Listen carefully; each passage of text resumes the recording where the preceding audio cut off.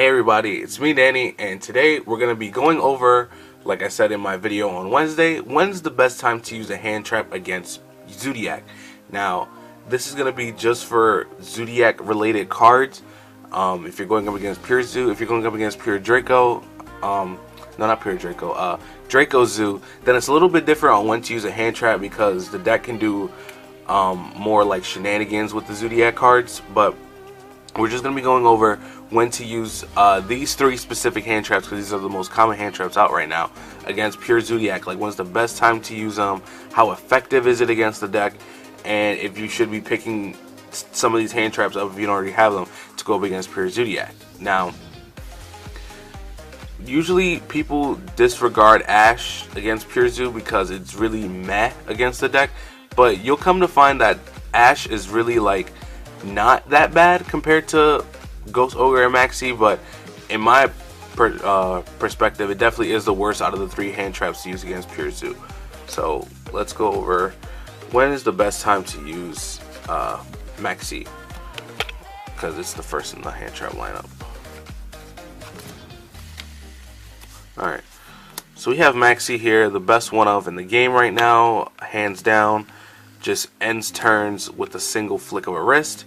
Now, the hand trap that I would always love to stick by is Maxi. If it does get banned, then I'm just gonna be a little bit sad, because that's the card that makes me good at Yu-Gi-Oh. Now, the best time to actually drop Maxi would definitely be on the activation of Barrage. Now, some of you may be thinking like, oh well, that's common sense, but some people usually just like don't know when to drop like a hand trap against Zoo, so that's why like you have to give the common sense kind of examples if you don't know. Now, another good time to drop Maxi if they don't have the Barrage is on the activation of Chalk Knight's effect, especially one from the graveyard, because as soon as they activate the effect, you're guaranteed a draw from the Zoo that they bring back, and then if they make the Trident, that's another draw that you're guaranteed. So if someone like normal summons a Zoo and like you feel as though, oh, I got Maxi, I should probably drop this now, don't do that, because one, they could literally just end their turn and they'll be content with the board that they have, because it'll most likely be protected by back row. But as soon as they go for Chalk Knight and use the effect to special summon, that's when you drop the Maxi, because you're guaranteed a draw. If you drop the Maxi on a Zoo monster, they could either end their turn or they'll give you the cards. But like I said, the best time to drop it is when you know for sure you're getting a draw, which is when they activate Chalk Knight's effect to summon one from the graveyard. And also, if they're using Rat Pier's effect, well, while it's under a Zoo monster to detach a special, you're also guaranteed a draw off that as well. Now, the next hand trap would definitely be Ash Blossom. Like I said, people have been saying that this hand trap is very like just subpar against Zoo, because it definitely doesn't do anything against Zoo. It does more against Draco or Rogue decks. Now, the best applicable times to drop Ghost Ash, even though it's, like I said, meh against Zoo, is definitely on the Brawl Bull search, because you definitely just don't want your opponent to add more starter cards to their hand or add a potential Whiptail to their hand. You never Ash Tanky. Why do you never Ash Tanky? Because no matter what they get off of Tanky, they're always going to end up going for Brawl Bull regardless, so you might as well just save the Ash for the Brawl Bull. Don't ever Ash Tanky. That's not good. You also Ash Barrage, most definitely, even though they get to keep it to use it for next turn.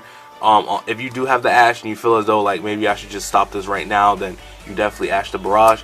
You also definitely Ash Pot of Desires. Pure Zoo is now running Pot of Desires at 2, maybe even 3. So even though this could be said about all decks, you definitely just want to use the Ghost Ash against the Pot of Desires. And last but not least, you definitely Ash the Zoo combo. This is the card that maintains resource management for pure Zoo. If you hit this, there's a good chance that they're going to be running low on resources by potentially turn 3 or even turn 4.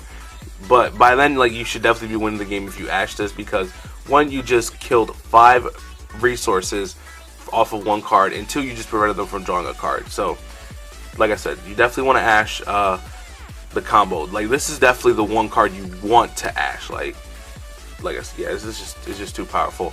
And once again, we're gonna go back to the example of Rat Pier's effective special summon. If you decide you want to ash this because you feel as though it might lead into some like shenanigans, then you can go for it. But I personally wouldn't ash the rat effect to summon one from deck. Like literally, these are the 3 like main targets you want to use Ghost Ash against. I keep saying Ghost Ash. I need to stop that. But yeah, these are, like I said, 3 main. This being the priority one. And last but not least, Ghost Ogre. Everybody's favorite hand trap that's not maxi.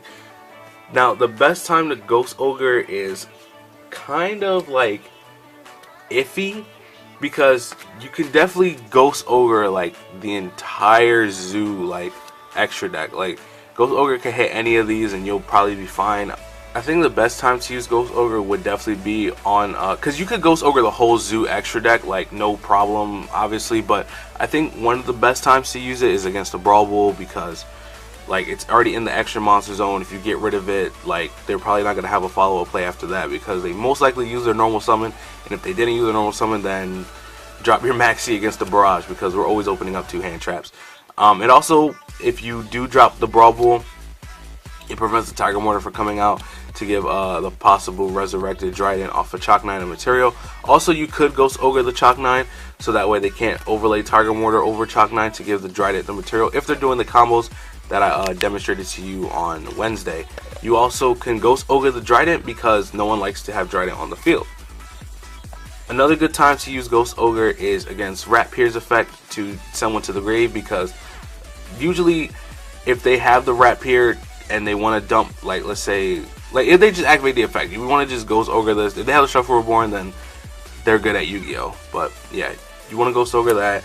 You also want to Ghost Ogre the Barrage, because that just is an extender. It's also a starter card, and if you get rid of starter cards, then you're most likely going to be ahead of the game by then.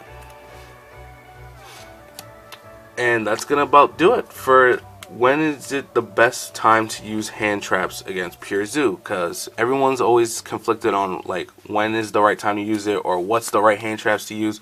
Normally the reason why people side Ash Blossom is because of Pure Zoo, because like I said, it's not really that good against Pure Zoo, but in my opinion, literally this makes it so Ash Blossom isn't met against Pure Zoo. So I hope you liked the video. If you have any more suggestions on what other hand traps are good against Pure Zoo, leave them in the description down below. My name is Danny. I'm signing out, and I will see you guys next time. Peace.